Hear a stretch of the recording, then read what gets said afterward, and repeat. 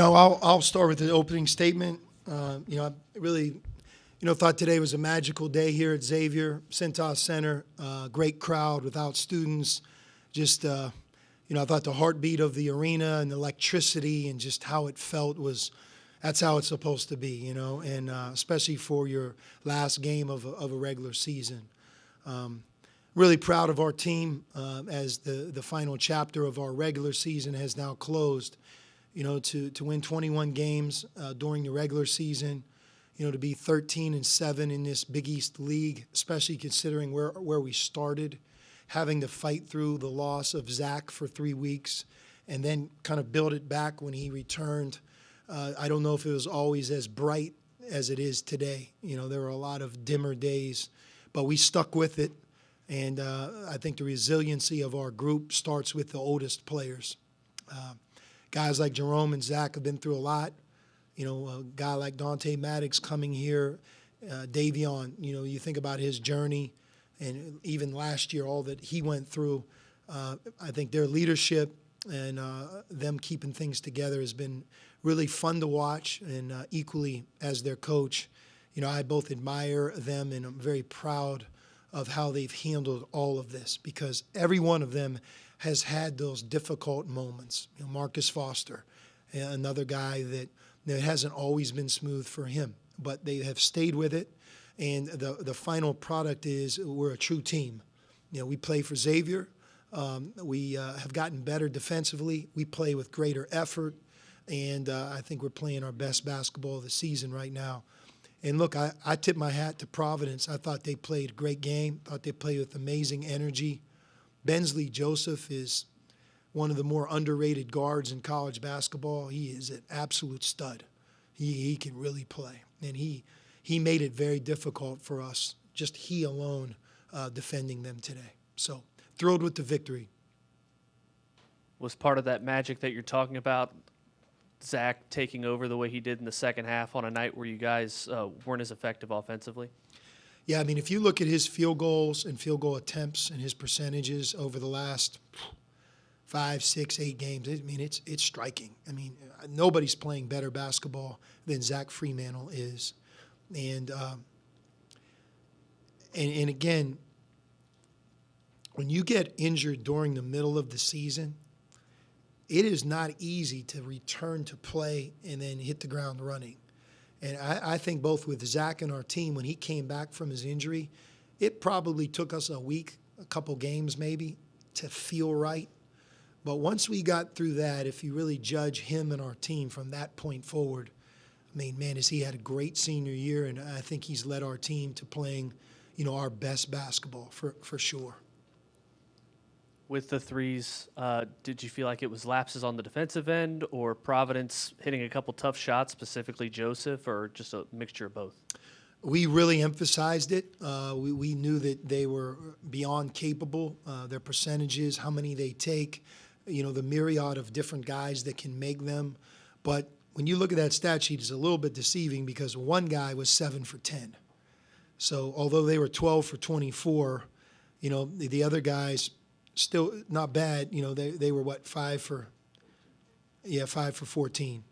I can't add very well. Their whole team is good. 12 for 24, but 7 for 10 is in a college game. That's a great night. And a couple times I thought we were irresponsible. It's like, look, he's red hot. You can't play off of him, and he made us pay when we did that.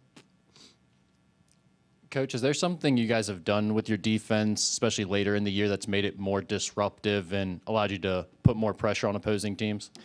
No, I do think, though, that what you just asked, the point you made with your question is the answer. We pressure the ball, and we are more disruptive. Same defense. I think individually we play with greater effort. We try to get deflections. We're trying to get the basketball, and when they drive it, we help each other a little bit more, and that's really grown. That's evolved. Back in December, we weren't nearly as connected or as disruptive or capable of pressuring the other team like we are today. And that's not exclusively towards one team.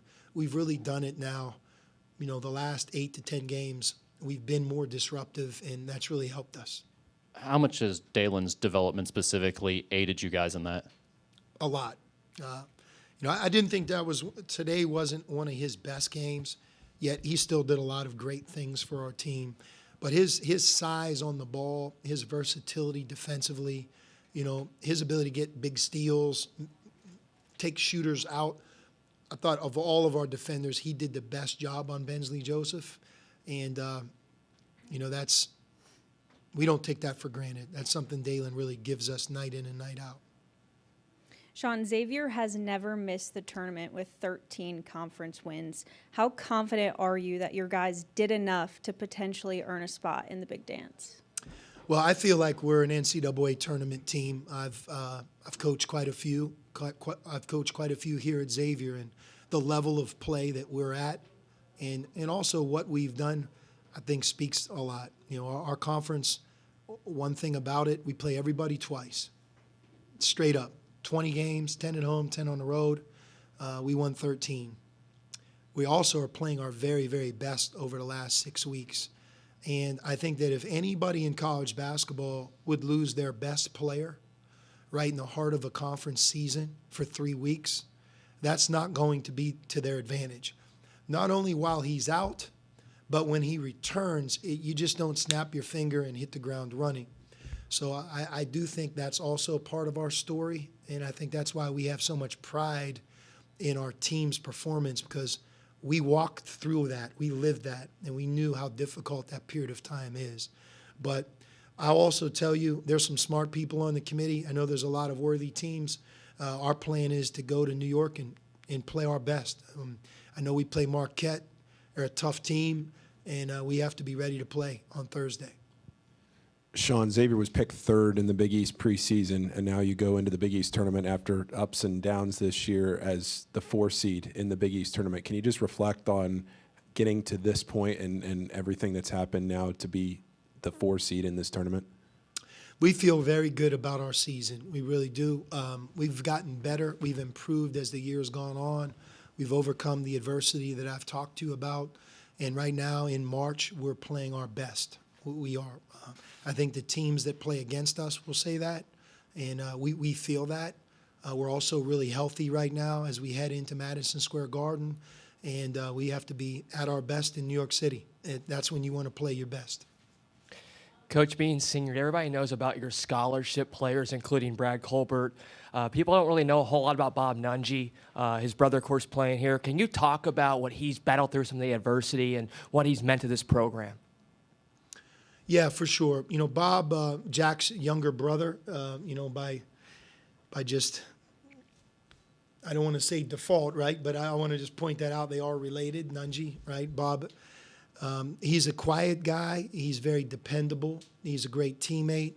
He's a really good student. He's just a quality person. And, to have a good team, you need a lot of moving parts, a coaching staff, a great set of managers, and some guys that don't necessarily play in games, but they show up every day. And if you're around us and you follow us, those people that watch us weekly, they realize and recognize how much guys like Brad Colbert and Bob Nungy and Ian and these guys do every day. We call them our scout team, and they represent the other team, but they do so many things to make our team better. And that starts, by the way, in June. The whole summer, the whole fall. And if you look at March right now, they've been with us in that role now for 9 months. So they're incredibly important. And a lot of times those guys, when they leave college, because they've worked so hard and they've been so unselfish, they go on to do great things when their time ends in college, So we'll miss those guys, the seniors, and, those that return. They're really important to our program.